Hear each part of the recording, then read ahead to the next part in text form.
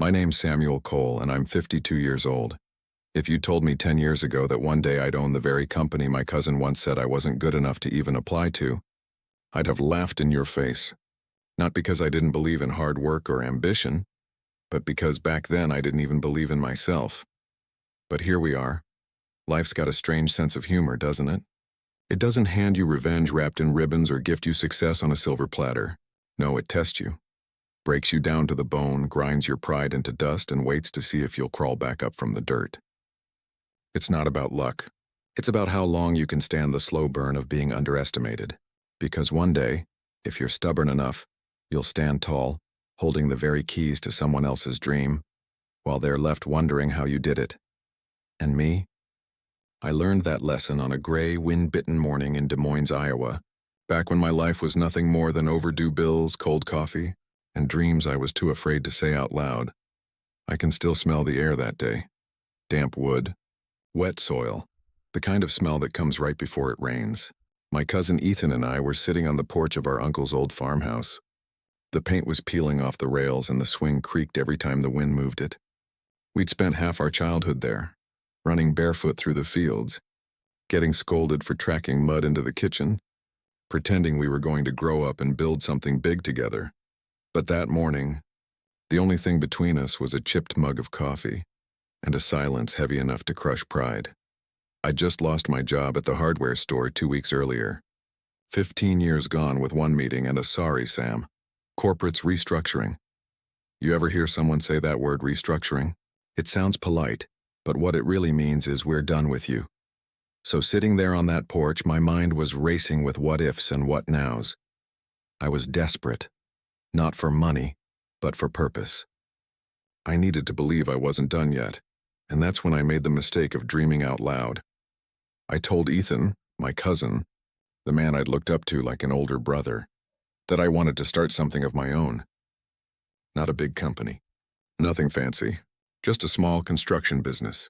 Me a pickup truck, a few tools, and maybe one helper to start. I wanted to build again, homes, offices, anything. I wanted to build something that had my name on it. He looked at me for a second, eyebrows raised, and then he did the one thing that changed the entire course of my life. He laughed. Not a soft chuckle. Not a friendly, teasing laugh. He snorted his coffee right through his nose, coughed, and said between laughs, "Sam, you? Rich? Come on, man. You can't even fix your own roof without calling me for help. Stick to your wrenches and nails. The business world would eat you alive." He said it with that easy, dismissive grin of his. The same one that used to get him out of trouble when we were kids, but this time, it cut deep. I didn't laugh back. I just sat there, staring at the steam rising from my mug, pretending his words didn't sting. But inside it was like he carved that sentence right into me with a pocket knife. Sharp, deliberate, permanent. You see, Ethan wasn't just some relative. He was family in the truest sense of the word. When my parents died in a car accident, his folks took me in. We shared the same bedroom for years, the same chores, the same dreams. We were both coal boys, two sides of the same coin. But somewhere along the way, that coin started flipping one way. Ethan became the golden kid. Straight A's, business degree, nice car before 25. Everyone in the family bragged about him like he was some kind of prodigy. And me? I was the quiet one and the fixer. The guy who could patch a leaky roof, mend a broken step, and disappear into the background while everyone else talked about big plans. That porch morning was the first time I realized something. Ethan didn't see me as family anymore. He saw me as the help. The wind picked up, and I remember watching the field sway like waves under a storm cloud. He took another sip of coffee, still smirking, and said, "Sam, you're a good guy, but some people are just meant to work, not lead." You know what I mean? That was it. That was the sentence that cracked something inside me. It wasn't anger yet, not the kind that burns hot. It was quieter, colder, like a whisper deep in the back of my head saying, "We'll see about that." I didn't argue with him. Didn't tell him he was wrong. I just nodded, stood up, and said something like, "Yeah, maybe you're right." Then I walked off the porch and into the drizzle, letting the rain wash the heat off my face, but inside, I made a silent promise. One day I was going to prove him wrong. Not out of spite, but because I had to. Because if I didn't, that voice in my head, the one he'd planted with his laugh, was going to haunt me for the rest of my life. That was the last time I ever asked Ethan for advice, or help, or anything. And I didn't realize it at the time. But that moment, that stupid little porch conversation over bad coffee, would ignite 20 years of quiet obsession. You ever hear people say revenge is planned? That it's some grand, calculated scheme? They're wrong. Revenge doesn't get planned. Revenge builds itself, piece by piece, out of every insult, every door slammed in your face, every laugh that echoes when you're down. It becomes the fuel you burn when everything else is gone, and that laugh, that smirk, that sentence, it became mine. It pushed me when I was exhausted. It whispered to me when I was broke. It reminded me of who I was every time I wanted to quit. Because years later, when I walked into his office, the one with polished mahogany walls and his name etched in gold on the door, that same cousin, Ethan Cole, looked up from behind his desk with that same smirk. Only this time, he didn't know that I was there to buy the company he built. The same company he once said I'd never be good enough to even apply to. It was poetic. The laugh that broke me was about to make me whole again. But before I tell you how I got there, how I turned a life of humiliation into a story of redemption, you need to understand how it all began. Because I didn't wake up one morning a success, I didn't get lucky, I went through hell. Through years of being broke, being forgotten, being pushed aside before I owned anything. I lost everything. After that porch talk, life didn't exactly hand me a second chance. In fact, it felt like life was taking notes from Ethan and doing its best to prove him right. I was 32 when everything started slipping through my fingers. Back then, I was working at a hardware store on the south side of Des Moines. It wasn't glamorous, but it was steady. I'd been there 15 years. Knew every aisle, every customer, every smell, from sawdust to paint thinner. It was the kind of job that didn't make you rich, but it paid the bills and gave you some dignity. I used to think that was enough. Then one Friday afternoon, the new manager called us all into the break room. He stood there in his pressed shirt, holding a stack of papers with that tight corporate smile that always hides bad news. He said the company had been bought by a larger chain. One of those big box corporations that think loyalty is an outdated concept. They said they were restructuring. That word still makes my stomach twist. Because what it really means is, you're done here. Half the crew was let go. I was one of them. 15 years of showing up on time, skipping vacations, staying late to close up. And I walked out that door carrying a cardboard box with my name scrawled on the side and a lifetime of exhaustion inside it. When I got home, my wife Laura tried to put on a brave face. She was sitting at the kitchen table, a cup of tea going cold in her hands. She looked at me, looked at the box, and I could see the question in her eyes before she even spoke. "Sam, is it bad?" I tried to smile, told her it wasn't the end of the world. But deep down, I could already feel the ground shifting beneath us. At first, she was supportive, like always. Laura had that kind of warmth that could steady a storm. She'd say things like, "You'll figure it out, Sam, you always do. You've got hands that can fix anything." And for a while, I believed her. But love, as I learned, has its limits when the bills keep stacking up on the counter and the phone calls turn into collection notices. It's hard to hold on to hope when the rent's late and the fridge hums louder than your own voice because there's not much inside it. We lived in a small rented house on the edge of town, a one-story place with a sagging roof and windows that whistled when the wind blew. The heater worked when it wanted to, which wasn't often, and every winter night felt like a reminder of how far we'd fallen. I picked up whatever work I could find. Odd jobs. Fixing fences. Cleaning out basements. Installing shelves for people who didn't even bother to remember my name. Anything to bring in a few dollars and keep the lights on. But the more I hustled, the worse it seemed to get. Every time I managed to catch up, something else would go wrong. A flat tire, a broken pipe. Laura's car needed a new transmission one month, and that set us back 2 more. I started pawning tools. The same tools I used to build our first home together. I remember one night in particular.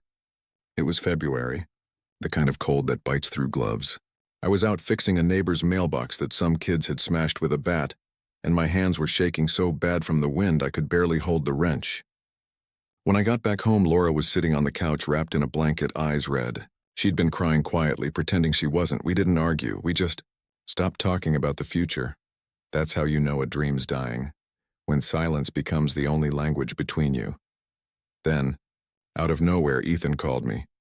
It had been months since we'd spoken, not since that morning on the porch. His number flashed on my phone, and for a split second I felt something almost like relief. Maybe he'd heard about what I was going through. Maybe, just maybe, my cousin was reaching out to help. His voice sounded the same, confident, sharp, rehearsed. "Sam," he said, "heard you've been looking for work.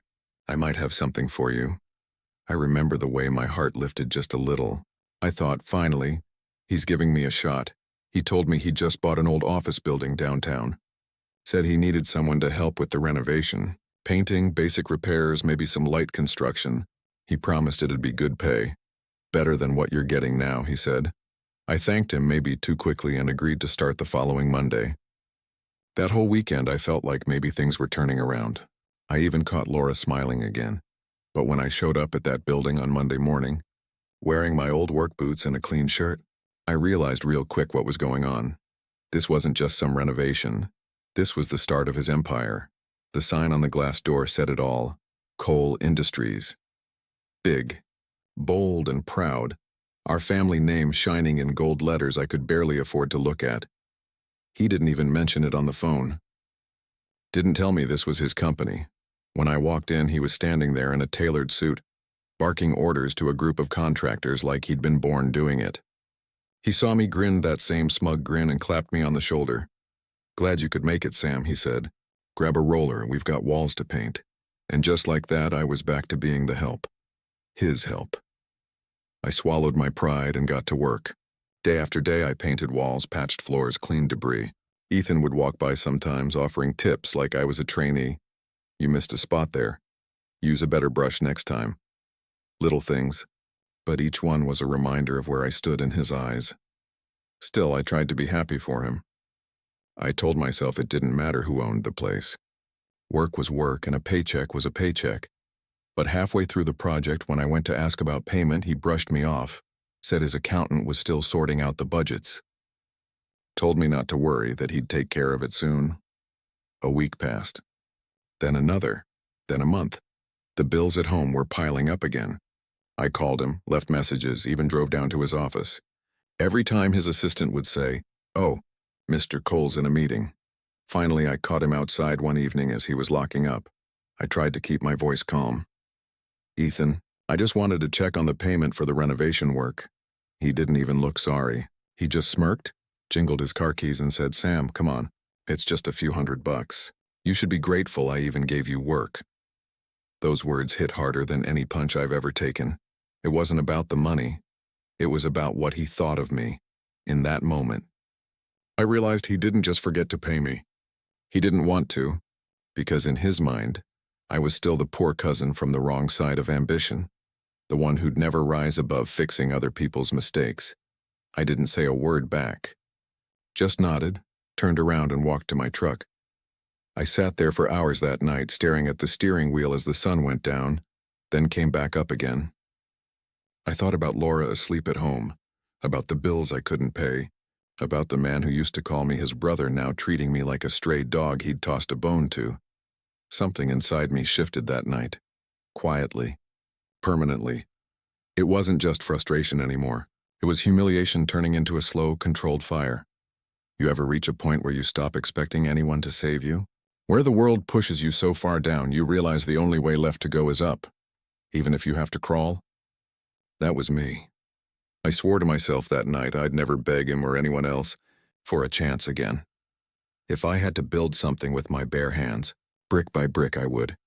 And I didn't know it then, but that decision, that moment of quiet fury inside a beat-up truck, was the night everything changed. Because that was the night I stopped being the man who waited for life to give him something, and started becoming the man who was going to take it back. I started small. Real small. So small, it was almost laughable if you'd seen the setup. An old Ford that coughed smoke like it was trying to tell me something, a battered toolbox with more memories than money inside, and a phone that rang only when someone needed help pulling a stuck gate out of the mud. I remember the first time I wrote Cole Home Repairs on a scrap of cardboard and taped it to the back window of that truck. I didn't have the cash for real business cards. Hell, I didn't have cash for much of anything, but the name sounded like intent, and sometimes that's enough to start a thing rolling. At the beginning, it wasn't glamorous. I took every job that looked twice at me. Fix a fence? Sure. Replace a busted window after a storm? I'm there. Clean out somebody's moldy basement so they can stop sleeping on a futon in their living room? Yep. People call that grunt work. The stuff nobody else wants to do. But for me, it was everything. I'd show up early while it was still dark, breathe in that cold, damp morning air, and get to work before most folks had their coffee. I'd leave after sunset, tired enough that my bones felt like they were made of creaky wood, and drive home with the heater blasting into a house that was suddenly a little warmer, because I'd earned something for the week's meals. I learned a lot fast. I learned that people remember two things: that you showed up and that you did the work right. I learned to listen, not just to the specs of a job, but to the stories people told while I was fixing their homes. They'd tell me about promotions or divorces or the kid who'd finally made the high school team, and in between the chatter and the paint chips, they'd hand me the next job. Reputation isn't built overnight. It's built one honest hour at a time. I figured out how to charge what I needed without being greedy. I figured out how to explain why a job would take longer than somebody hoped, and how to come back the next day with a smile and a solution. 2 years felt like a decade. 2 years of scraped knuckles, learning how to read blueprints, how to pull permits without getting lost at City Hall, how to make subcontractors show up on time and actually do the work. Within those 2 years, what started as one smoking truck turned into 2, then 3. I remember the day I signed for the second truck like it was a sacrament, my hands shaking, the contract thick between my fingers, and Laura standing beside me with that look that said she believed. That was the day I finally dared to envision a crew that would call me boss, and not in a mean way, but in a way that meant responsibility and respect. By year 5, Cole Home Repairs wasn't just a name on cardboard anymore. I had a small office above a laundromat, a couple of reliable guys who'd been with me since we could afford lunch without checking the change jar, and I'd learned the messy art of running payroll. Laura's smile came back more often. We moved out of that drafty rental into a modest house that didn't leak where the pipes met the walls. The boys down the street, there were a few of them who used to throw rocks at my truck, started giving me nods when I passed. It felt good, real good. But then life, as it tends to do, turned on the thermostat. You get warmed up, you start to breathe easier, and something happens to check your breath again. It's not always a disaster. Sometimes it's a test, a calling to see if you learned anything in the hard years. For me, the test came wrapped in opportunity. A call from a property developer in Kansas City talking about a full renovation of a historic hotel. They were looking for a crew who could respect the old bones of a building while bringing it into the modern day. That kind of project changes reputations. That kind of project can put your name on a marquee of sorts. The sort of contract that opens doors to bigger work, nicer clients, long-term contracts. I remember gripping the phone so hard my knuckles whitened. I told Laura, if we get this, it could change everything. She put her hand over mine and said, "You earned this, Sam." We won the bid. I still don't know if it was luck or simply the grind finally paying off, but the contract was ours. I sat in the back of my head and let the small, stubborn part of me whisper that maybe finally I'd proved something, to myself and to whoever needed proving. We packed our tools, lined up our crew, and drove that old fleet down to Kansas City like it was a convoy of second chances. On the first day of the official meeting at the developer's office, I walked inside with a clipboard and my hard hat under my arm, ready to outline timelines and logistics, to show them we were the steady sort who knew how to resurrect a tired building and make it sing again. I remember the room, bright and humming with the kind of energy you only get when money and taste collide. And then I saw him, Ethan, sitting across the table as if he belonged there, as if he'd been pulling these kinds of strings since he could straighten his tie. He had that look on his face. You know the one when someone's convinced they have the map and you've been wandering blind. He caught my eye for a second and that familiar smirk curled up, the same one that had once sent a coffee projectile across the porch. It felt like a slap.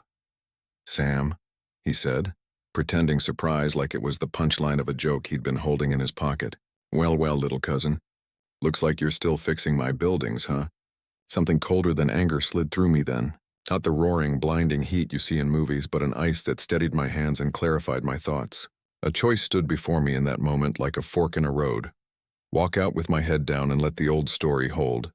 Sam, the handyman, or stand up and let the work I'd done for years speak for itself. I shook his hand. I gave him the smile I'd had to practice on mirrors at night when I couldn't sleep. Not for long, I said. Those words surprised even me. I didn't say them as a threat. I didn't say them with malice. I said them like someone laying a new cornerstone, like a man who'd built a foundation out of smaller bricks and finally felt confident enough to add another course. At that table, in that bright room, I felt the spark of a dream become something harder, a plan with teeth. After the meeting, I walked the shell of that hotel with my crew. We talked about preserving crown moldings and repairing support beams, about the old plaster and the way light fell through the arched windows in the afternoon. The work was honest and heavy and beautiful in a way that never gets old. Every board we salvaged felt like a small victory. Every client call that went our way, every subcontractor who praised our attention to detail stacked on top of the last. People began to see us not as a ragtag bunch of guys from Des Moines, but as a company that showed up and made good on its promises. Success has this funny, sneaky way of changing the air around you. Doors start to open. A developer who once dismissed you calls back. A clerk at the county office begins to look over your paperwork with respect instead of pity. But more than that, the little truths that kept you going, the promise in a dark truck, the nights of fixing alone when everyone else slept, they harden into something you can touch. You can point to projects and say, "We did that." You can watch people sleeping in a building you helped fix and know you made something right in the world. Still, every time I saw Ethan after that day, there was a current between us that hadn't been there before. Not just rivalry, something colder, a measurement. He watched me like someone watching a rival horse pulling ahead on a track. I caught him making calls, nodding slowly as if he was measuring my reach and attempting to figure out how to outmaneuver it. That, more than anything, convinced me I was on the right path. If he noticed me, if he felt threatened enough to take note, then maybe I was no longer invisible. That old smoked-out Ford of mine finally got replaced. The boys who worked with me bought new boots. Laura started planning small vacations on paper, sneaking smiles as if she didn't want to admit how much faith she had in what I was building. I wasn't blind to the fragility of it all. I'd been poor long enough to know how fast good days can vanish. But for once I had something sturdier than hope. I had momentum. The spark that started on that porch, the one Ethan thought was a joke, had turned into a steady flame. It didn't roar. It didn't need to. It warmed the people I loved and lit the way forward. And in that light I vowed to myself quietly and without headline or trumpet that I would build something that wouldn't just fix houses. It would fix the reputation of a man who'd been called less than he was. Not for him. Not for the laugh, but for the late nights, the scraped hands, and the small, relentless accumulation of dignity. That was the spark. It glowed at first like a match, then like a lantern, then like a steady fire. And once a fire takes hold in a man's chest, it's hard to put out. From the moment I told myself I wasn't going to beg anyone for a chance again, everything changed. It wasn't dramatic like turning a key and stepping into a new life. It was slow and stubborn like grinding a blade on a whetstone until it bit clean. I turned my life into a mission. No vacations, no long weekends, no excuses. I learned to treat time like currency. Every hour I wasn't building something was an hour I was losing, and I hated losing. Work became a refuge and a classroom at once. I would wake before dawn, not because the work needed me then, but because there was something sacred about the quiet before people woke up. The world felt softer then, like a blank page. I'd drink coffee strong enough to cut glass and head out to job sites long before most folks thought about their first meeting. When the sun dipped and the crew went home, I kept going. I'd study by lamplight, hunched over a folding table, pouring through books and free online courses. Anything that could teach me the language of contracts, bids, and balance sheets. I learned to read legalese the way most men learn to read the Bible. Slow, careful, and with a grief for every lesson it taught me about how people hide trouble in small print. I started treating business like building a house. Foundations matter more than finishes. Measurements must be precise. Shortcuts that look like savings today cost you tomorrow. I learned how companies were built and how they fell apart. I watched case studies of collapses and quietly made a list in my head of things I would never do. Never overpromise. Never underpay my crew. Never cut corners that could cost someone their safety. I wanted a company that lasted. I wanted something my kids could be proud of. And more than that, something that would look Ethan in the eye without flinching. I stopped being just a handyman and became a strategist. I picked up tactics like a carpenter picks up tools, one by one, practical and necessary. I learned to bid projects properly, to calculate overhead and risk, to understand the seasons of construction. I started courting commercial work, not because it was glamorous, but because it paid reliably and built a reputation. I took on government contracts too, the kind of work other small companies avoided because the paperwork made some men's heads spin. I didn't mind paperwork. To me, it was armor. It protected the small victories we fought to win. The early years were lean. There were nights I'd look at the roof over our heads and pray it would hold one more winter. But slowly the machine I'd built began to hum. I recruited guys who understood loyalty, not the blind kind, but the kind that comes from shared struggle. Men who'd rather show up and do the heavy lifting than talk about it. I taught them how to treat customers like people, not invoices. I paid folks on time, backed them when things went wrong, and learned how to lead without theatrics. Leadership, I discovered, is less about barking orders and more about being the one who's last to leave the site and first to admit a mistake. By the time I was 45, Cole Builders Group was no longer a name I whispered. It had phones that rang, offices with lights on after dark, and a small fleet of trucks that looked respectable in their white paint. We had 40 employees scattered across 5 states. We'd expanded strategically, one market at a time, never overreaching, never biting off more than we could chew. I didn't chase wealth for its own sake. I chased respect. The kind that doesn't rely on shouting or flashy logos, but on people hiring you again because you showed up and did what you said you would. Success has a way of changing the weather around you. The small-town sneers turned into backhanded congratulations. Where once I'd be ignored at a trade association meeting, folks started asking for my card. I cornered my share of contracts that used to be the province of men with fancy degrees and louder voices. I learned to enjoy the quiet pride of a job well done more than I cared about the applause. And yet, as the company grew, the ghosts of the past kept showing up in new suits. Ethan reached out again. The message sounded almost casual. A text that said, "Hey Sam, been a while. Let's collaborate. Family should work together." The tone was syrupy, like a man who'd found a new angle and wanted to sell it to someone who might help polish it. I could tell he needed something. I could smell it on the edges of his words. Business smells if you listen for them. Desperation has a different scent than ambition. Desperation is loud and poorly hidden. Ambition moves like a steady hand. I played along.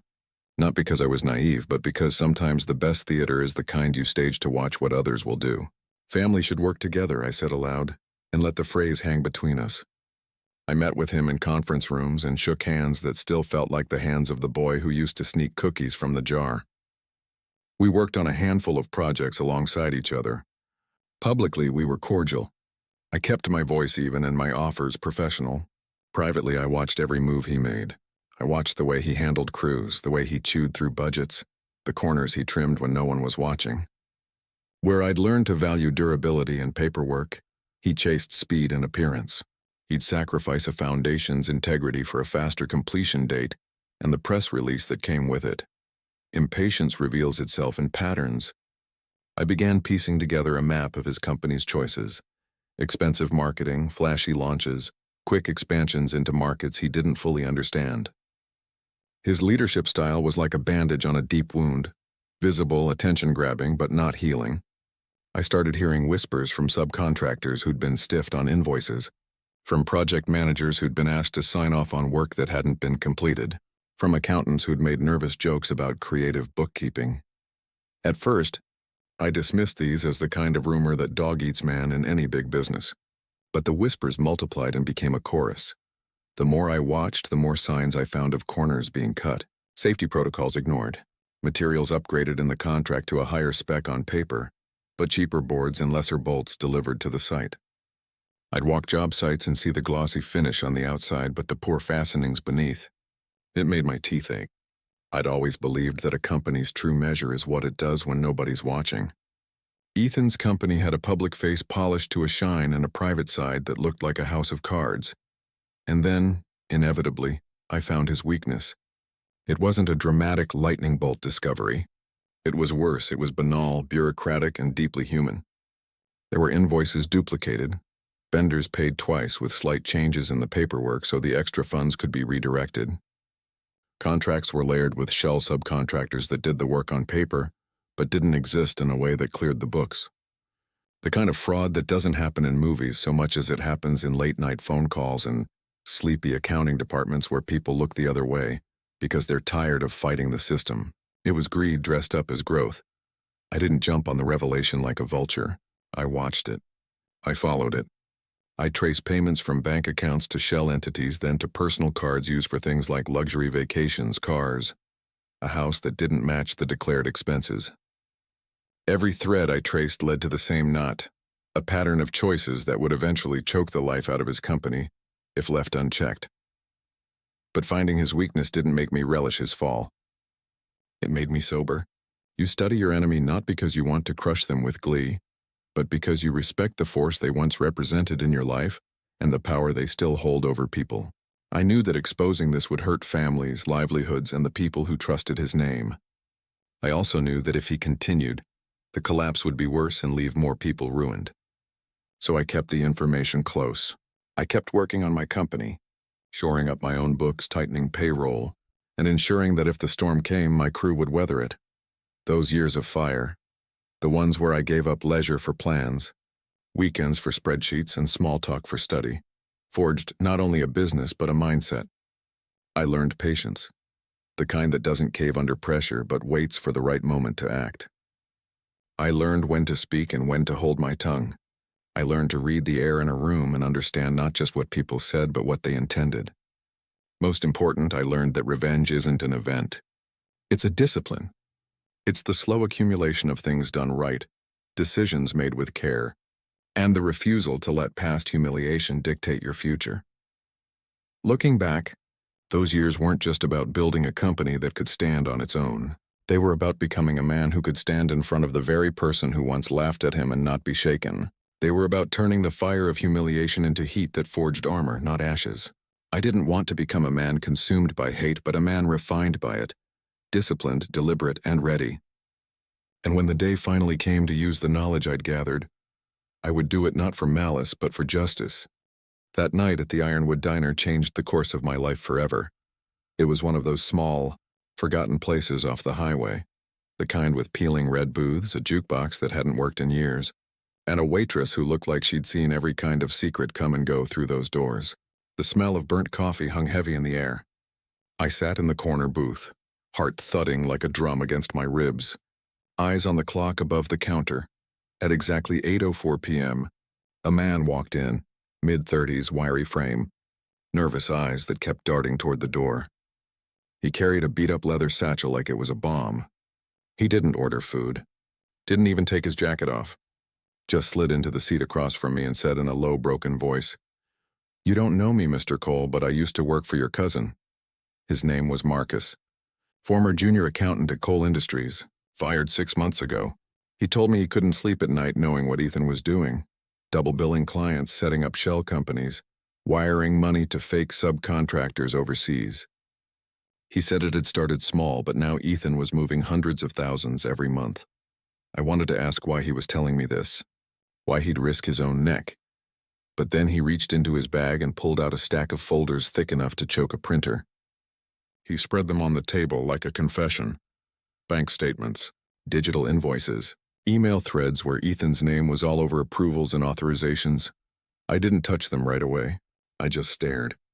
My mind was running back through the years. The unpaid job, the humiliation, the smirk on his face when he told me I should be grateful. Now, the same man who thought he was untouchable had built his empire on lies. Marcus leaned in. "He's going to sink his company," he said. "He's leveraged everything. One audit, one leak, and it all burns." My hands trembled under the table, not from fear, from control. I could have destroyed Ethan right then, sent it all to the state attorney, watched the headlines roll out. But something in me said no. That would be too easy, too fast, because revenge, real revenge, isn't about ending someone. It's about letting them watch their own downfall unfold piece by piece the same way they made you crumble. So I thanked Marcus, I offered him protection through my company, quiet consulting work off the books. He didn't ask questions. He just looked relieved to finally be heard. When he left, I sat there in the flickering diner light, staring at the proof of Ethan's rot. I drove home that night with the folder on the passenger seat, glancing at it every few minutes as if it might vanish. The whole drive felt like a storm building inside me, the kind that doesn't roar, it waits. At home, Laura saw the look on my face and didn't ask what was wrong. She just said softly, "Whatever it is, don't let it change you." But I already knew it would. Not because I wanted vengeance, but because this was justice long overdue. Over the next few months, I built my plan in silence. While Ethan flaunted his success at conferences and family gatherings, I was building an invisible wall around him. Every deal he signed, I watched. Every investor he pitched, I researched. Through Marcus, I traced the flow of money, from client accounts to ghost vendors to offshore holdings. The man had spun a web so thick he thought he was safe inside it. But I was already mapping every strand, waiting for the right place to pull. And the more I uncovered, the more I realized he wasn't just cutting corners. He was robbing people blind. Pension funds, small developers, even charity partnerships. His greed had no limit. It was in those sleepless nights, staring at spreadsheets lit by the glow of my laptop, that something inside me hardened. This wasn't about proving myself anymore. It was about ending the illusion that monsters like him always win. But I couldn't move too soon. If I took him down without care, I'd go down with him. Family ties, shared contracts, overlapping projects. I had to sever every visible connection first, slowly, quietly, like a surgeon cutting away infection. I started transitioning Cole Builders Group into full independence. New branding, new financials, different suppliers. I changed our company name registration quietly to CHG Construction and refiled for federal contracting licenses under my own credentials. I made sure not a single document tied back to Ethan. Meanwhile, Ethan kept calling me partner, bragging about our family empire. Every time he said it, I had to swallow back the bitterness. If only he knew how close the ground beneath him was to cracking. There was one night I'll never forget. We were both at a charity gala downtown. Fancy place, chandeliers, laughter, everything glittering like a world I didn't belong to. Ethan was the guest speaker, standing up there talking about honor, hard work, and integrity. And I just stood at the back of the room, watching. He looked powerful under those lights, charismatic, convincing, and all I could think was how easily the world believes a liar when he wears a good suit. That night, I made my final decision. I would not hand Ethan's crimes to the law yet. I would hand them to fate, guided by my own hand. I was going to buy him out, piece by piece, until he didn't even realize who was signing his checks. And when he finally looked up to see who owned his company, he'd see the man he once refused to pay.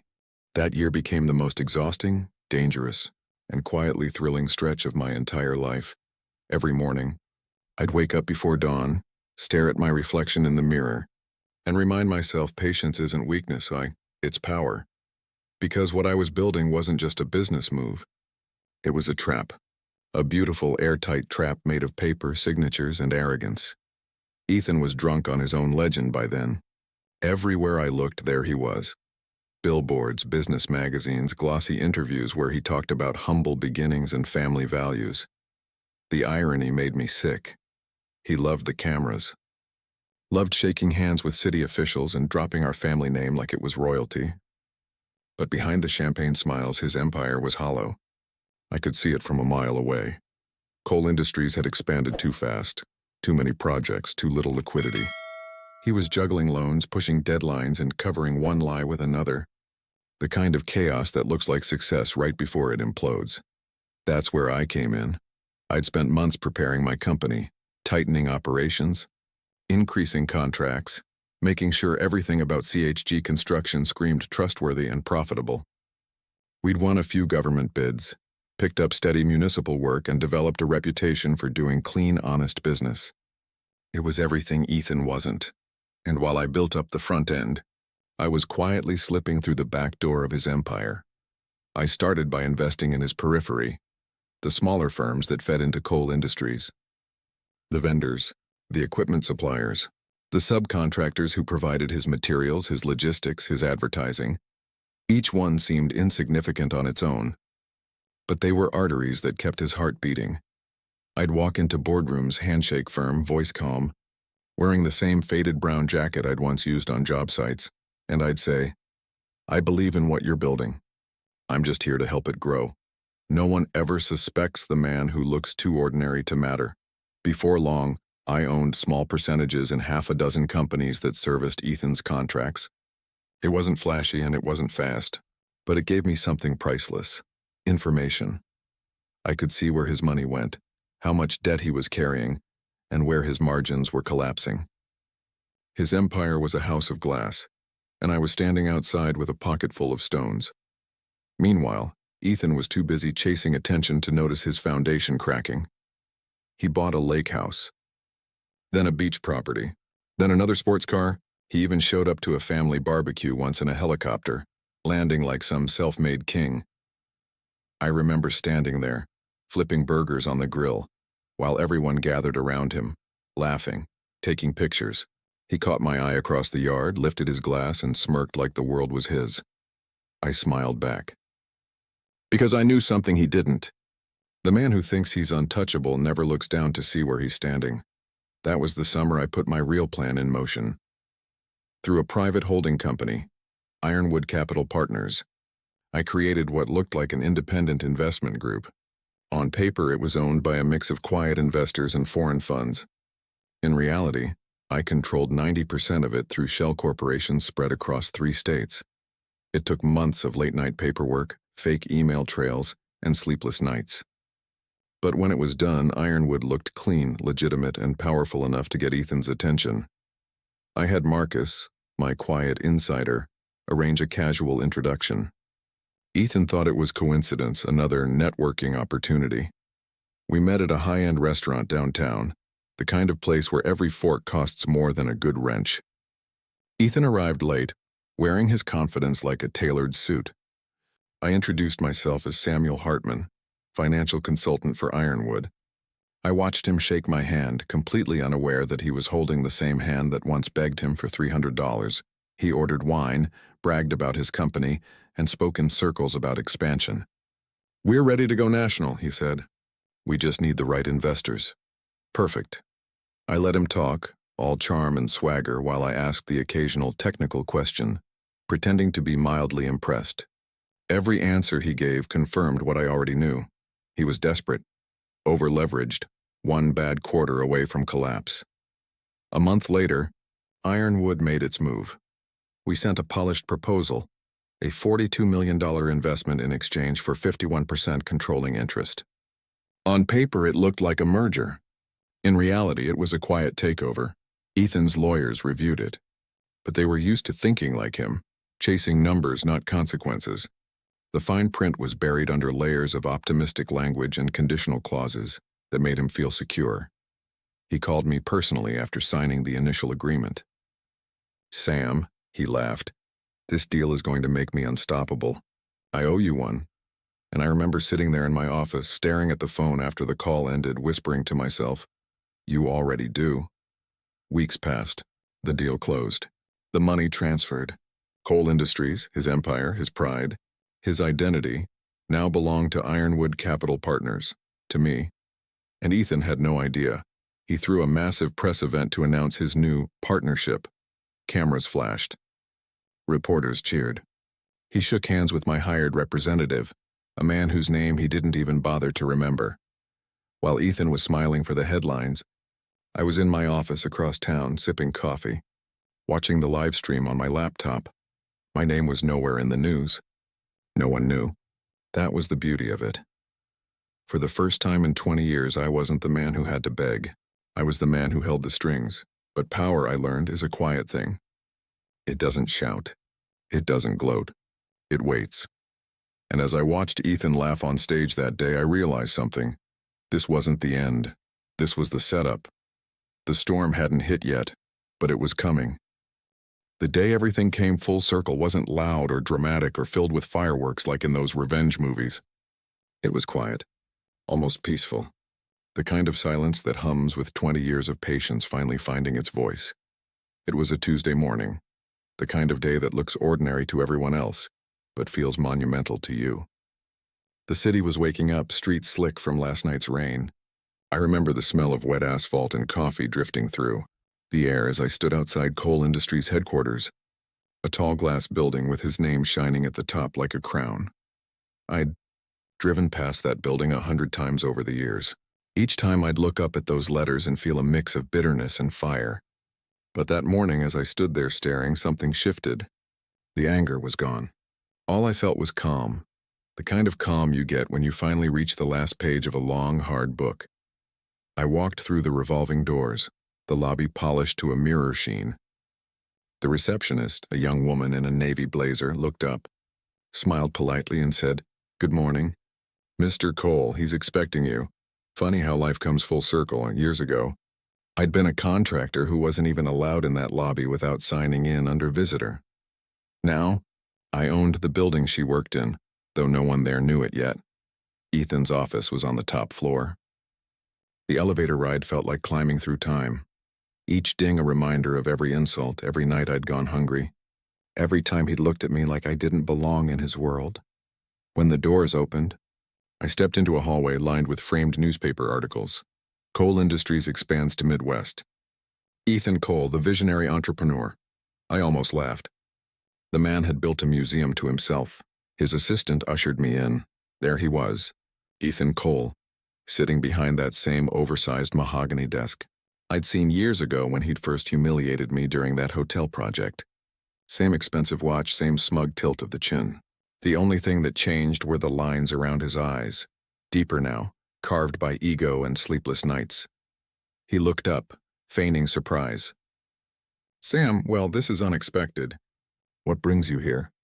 I stepped closer, calm, measured. I didn't sit. Instead, I placed a thick brown folder on the center of his desk. "Just business," I said quietly. He chuckled, leaning back in his chair, that old arrogance flickering to life. "Business? What, another subcontracting proposal? You know, I've been meaning to—" "Read it," I interrupted. My tone wasn't harsh, and it was steady. Too steady. He frowned, but flipped it open anyway. I watched his eyes move across the pages, slowly at first, then faster. The color started draining from his face as he flipped page after page. His fingers trembled just slightly. Finally, he stopped. He looked up at me. Confusion, disbelief, and fear all blending into one expression I'd waited 2 decades to see. This can't be right." His voice cracked. "Oh, it's right," I said softly, almost kindly. "You just sold your company to me." He blinked, once, twice, then he laughed, a sharp, disbelieving laugh. No. You're lying. Ironwood Capital. That's who I sold controlling interest to, not you." "Ironwood Capital is me," I replied. "Every share, every dollar, every clause in that contract, and it all points back to me. You signed your empire away to the same man you once told would never make it." He sat there frozen, like someone had hit pause on him. The room went utterly still. The ticking of his luxury wall clock was the only sound. I could see it in his eyes. The slow realization, the memory of that porch years ago. The words he'd thrown at me like stones. "You'll never be rich. Sam, the business world would eat you alive." Now he was the one being eaten alive, not by the market, not by bad luck, but by his own arrogance. He leaned forward, voice dropping low. "You can't do this." I tilted my head slightly. "I already did." He stood up then, slamming his palms against the desk, eyes wide with panic. "You don't understand what this means. This company is my life, Sam." "I know," I said. "That's what makes it poetic." I didn't raise my voice. Didn't smile. I didn't need to. His panic was loud enough for both of us. He started pacing, muttering numbers, names, desperate calculations in his head. "There has to be a way to undo this," he whispered. "A clause, a buyback, something." "There isn't," I said quietly. I made sure of it.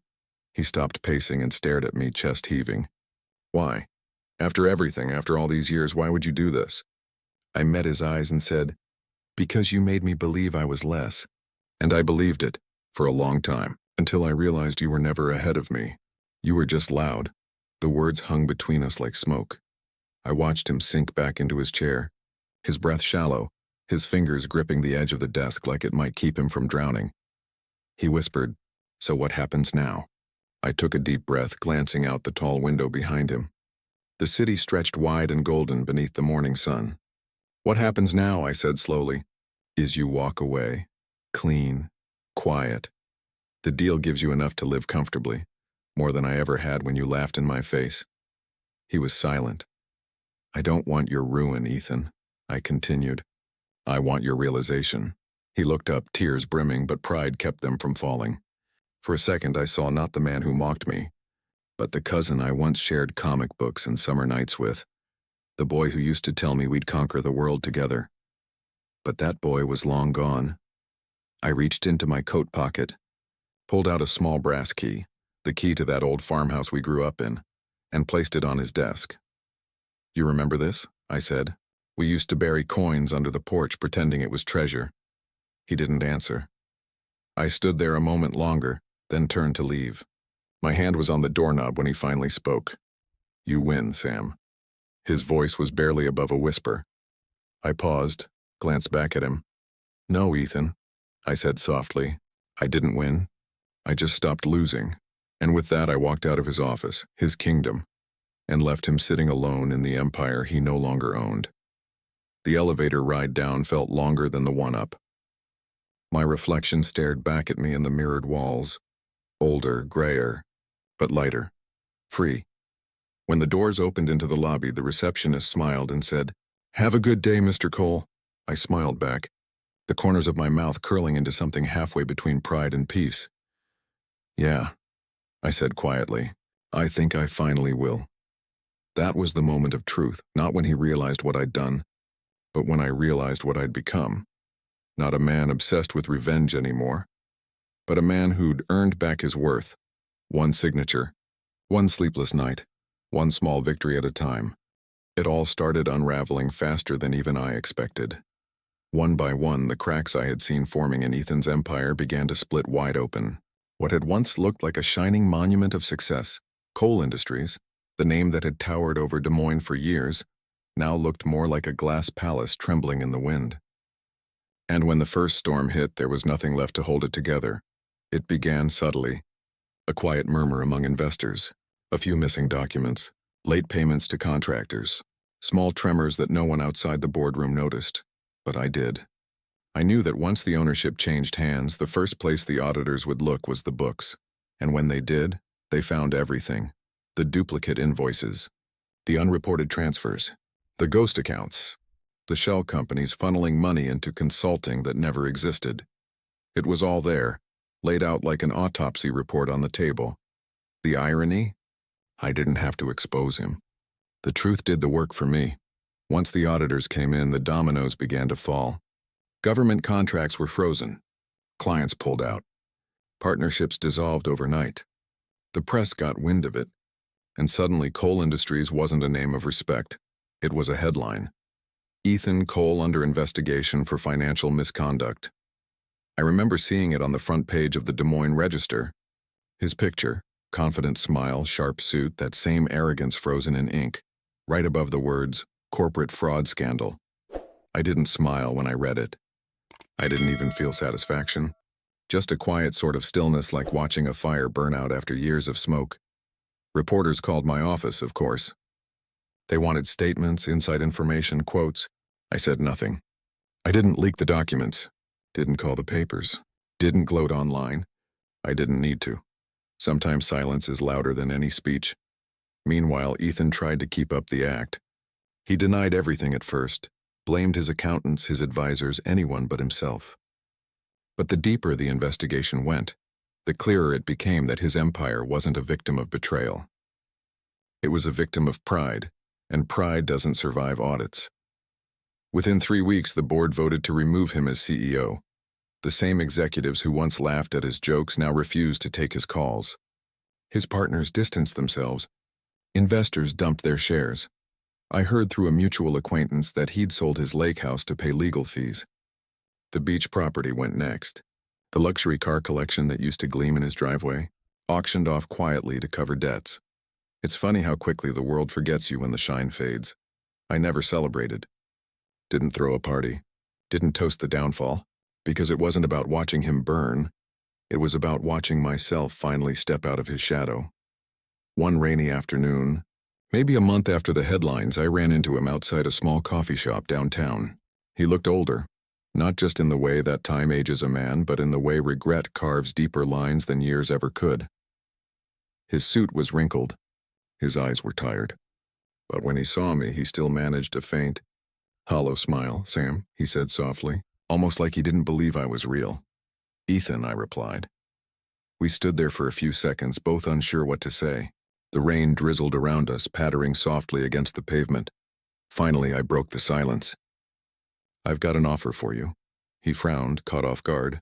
"An offer?" I nodded. "Oh, position at Cole Builders Group. Supervisor role. Decent pay, solid benefits. You'd be working under my management." His face tightened, not with anger, but something deeper. Shame. He looked down at his hands, rubbing his thumb against his palm the way he used to when he was nervous as a kid. "Why?" he asked finally. "After everything I did to you, why would you do that?" "Because," I said quietly, "every man deserves a chance to rebuild something, even if it's not an empire." He looked at me then, really looked, and for a brief moment I saw the cousin I grew up with, the one who used to sneak candy with me from Aunt Clara's kitchen, the one who'd sworn we'd always have each other's backs. But that moment passed. He straightened up, rain trickling down his collar, and shook his head slowly. "I can't," he said. His voice cracked just enough for me to hear the truth beneath it, pride, guilt, and the crushing weight of his own choices. "I wouldn't last a week under your roof, Sam. Not after what I did." I nodded. I didn't argue. He turned to leave, hands in his pockets, shoulders heavy. I watched him walk down the street until he disappeared into the gray drizzle, swallowed by the crowd. And for the first time in a long, long time, I didn't feel anger. No more resentment. No more fire in my chest, just peace. Quiet, steady peace, because revenge doesn't taste like triumph. It doesn't roar or celebrate. It doesn't need witnesses or applause. It tastes like silence after years of noise. Like waking up and realizing you no longer care who believes in you, because you finally believe in yourself. That night, I sat in my office in my company, with my name on the door, and stared out at the city lights. It hit me that Ethan's fall wasn't really about him losing everything. It was about me finally being free of what he'd made me feel all those years ago. Small, invisible, lesser. Now, I didn't need to prove anything anymore. Not to him, not to anyone. The next morning I sent him a short email. Just 2 words, "Take care." He never replied, but that was okay. Because for the first time since that day on the porch, when he laughed at my dreams over coffee, I didn't need a response. I already had what I came for. Peace. Years slipped by like pages torn from a book I'd already read too many times. The noise of success had long since faded into something quieter, steadier. My business had grown far beyond the boundaries of the dream Ethan and I once drew on a napkin all those years ago. The contracts were bigger now. The offices were taller. The people who once overlooked me now sought my advice. But in the quiet corners of success, there was something else, a silence that didn't quite feel like peace. When I started, I used to think revenge would be the closing chapter, that once I'd evened the score I could finally breathe freely. But as the years passed, I learned something uncomfortable. Revenge doesn't end the story. It just changes the tone. Some nights I'd find myself driving without a destination, just letting the road guide me, and somehow, more often than not, I'd end up near that old farmhouse, the one where Ethan and I grew up hammering together broken boards and calling it construction. The paint had long since peeled. The porch sagged. The apple tree we once climbed as kids was still there, its branches gnarled and tired. I'd park across the road and sit there, staring through the windshield, remembering. 2 boys with sawdust on their faces, arguing about who could build the better fort. 2 cousins who swore they'd one day build real houses, for real families. 2 dreamers bound not by blood but by belief. We were supposed to build the future together, but time and ego, and pride. They built walls higher than anything we could have imagined as kids. That's the cruel thing about revenge. It fills the cracks, but it never truly replaces what broke.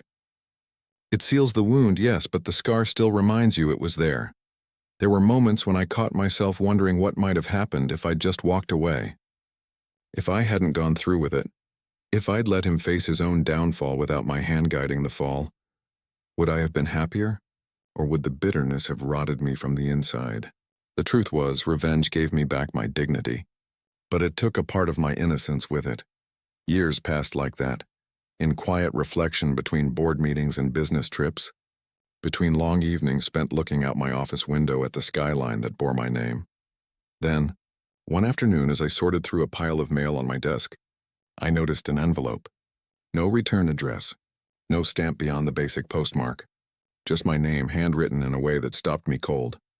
The handwriting, slanted, deliberate, familiar. My chest tightened. I tore it open. Inside was a single sheet of paper. No long letter, no apology, no explanation. Just one line centered in the middle of the page. You proved me wrong. I hope it was worth it. No signature, no name, but I didn't need one. I knew. It was Ethan. For a long time I just sat there staring at those words. My office around me felt unusually still. The hum of the air conditioner, the distant chatter of employees, the faint ticking of the wall clock. You proved me wrong. He was right. I'd proven I could make it without him. I'd proven I could build something out of the ashes he left behind.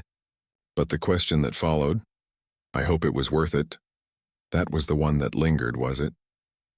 I leaned back in my chair, holding that paper like it weighed 100 pounds.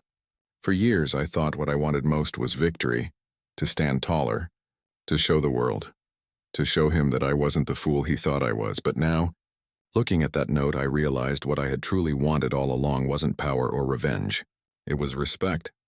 Just one man believing in another when it mattered most.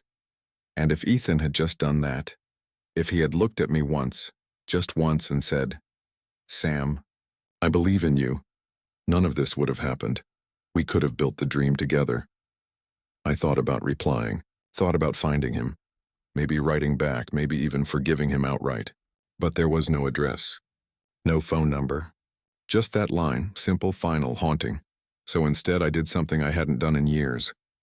That evening I drove back to the farmhouse again. The sunset painted the fields gold, just like when we were kids. I parked by the fence, walked across the brittle grass, and sat down on the old steps where we used to eat sandwiches after work. The wood was splintered now, soft under my hands.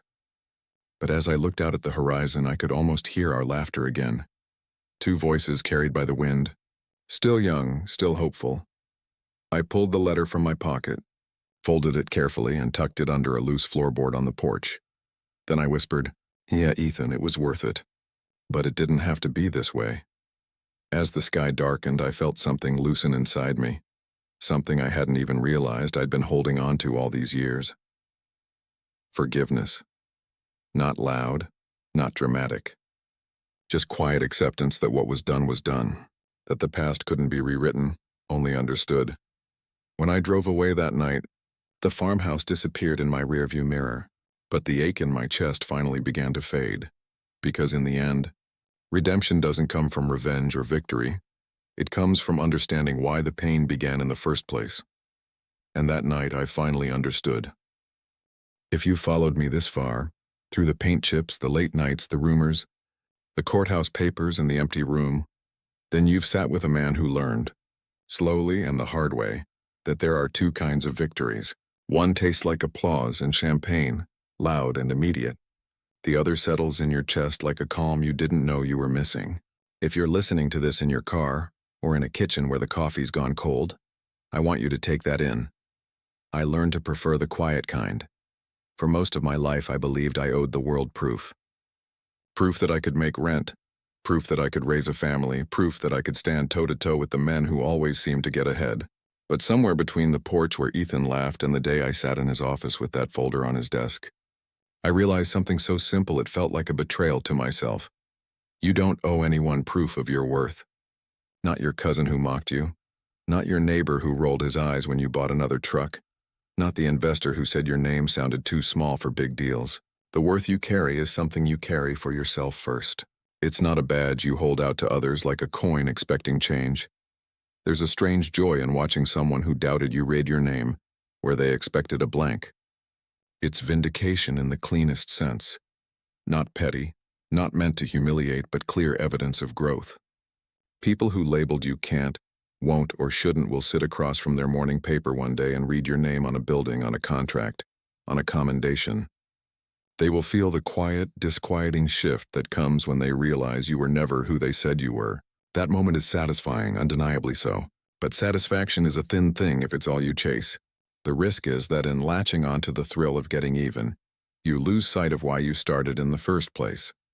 Don't let the moment of proving them wrong become the whole story. It's easy, intoxicating even, to let payback become your new North Star. You begin building not out of purpose but out of reaction. You measure victories by the number of people who are stung, by the size of the headlines, by the tally of humiliation balanced against the memories of being dismissed. And if you're not careful, revenge becomes a hunger that never fills. I watched men consume their lives in the service of settling scores, and they ended up poorer for it in a way money couldn't fix. Their marriages, their health, their mournings, those were the quiet tolls. The irony is that the thing they thought would mend them only hollowed them out. So what should you do with the power when it comes? What happened to me is one answer, but not the only one. When I stood in that office and handed Ethan the folder, I could have shouted. I could have thrown down years of pain like a plate on the floor. I didn't, because in the end I wanted change, not noise. I wanted to take back the part of myself that had been humiliated and rebuild it sturdier and truer. That choice to act with restraint didn't make the outcome any less decisive. It made the victory sustainable. There's a lesson in how we think about wealth too.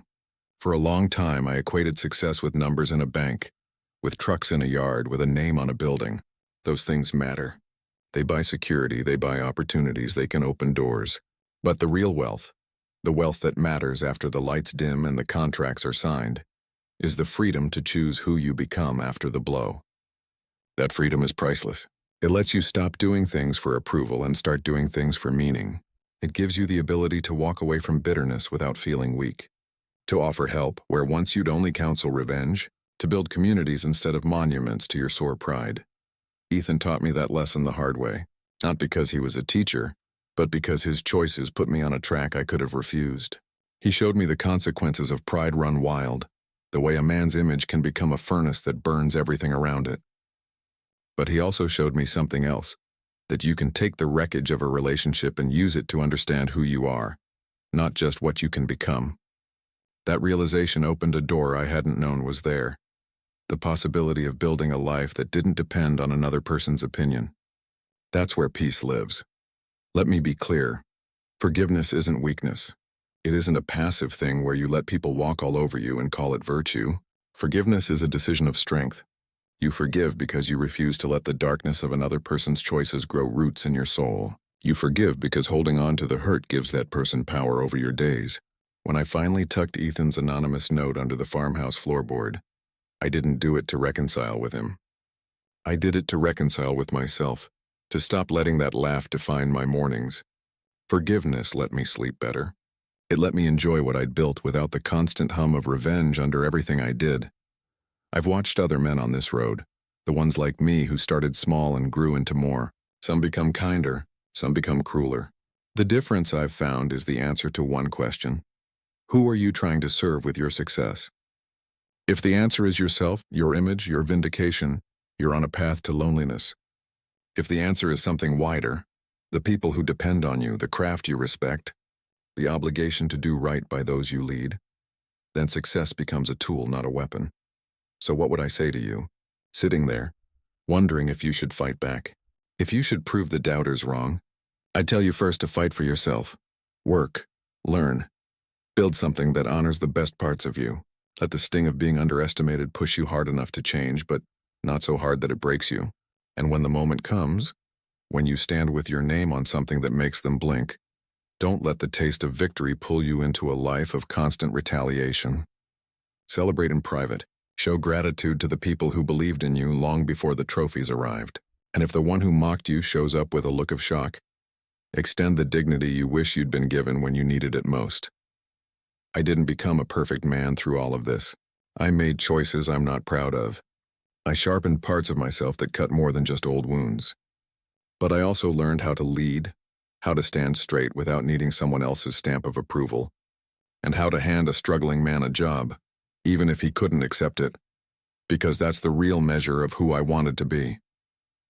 In the end, the sweetest revenge isn't a ledger balanced in your favor. It's the life you build afterwards, the quiet mornings where you aren't haunted by what someone else said, the dinners where your kids feel safe and proud, the chance to look in the mirror and like the man who looks back. If that sounds small, maybe it is. But after years of chasing noise, I'll take small and steady every time. So go ahead and prove them wrong if you must. Let it fuel your hustle, but don't let it steal your soul. Build something that lasts because it's honest. Forgive when you can, not because it erases the past, but because it frees your future. And remember, wealth is less about what you own and more about who you become when you no longer need anyone's approval. As for me, I chose to become a man who didn't need anyone's nod or applause to keep walking forward. I built things that lasted, treated people with a respect I wished I'd been given, and found a peace that never fit the headlines. If that's revenge to you, then fine. But to me, it's simply a life finally lived on my own terms. And sometimes, the very best sometimes, the sweetest revenge is this: becoming everything they said you couldn't be, and then quietly, finally, forgetting to care what they think.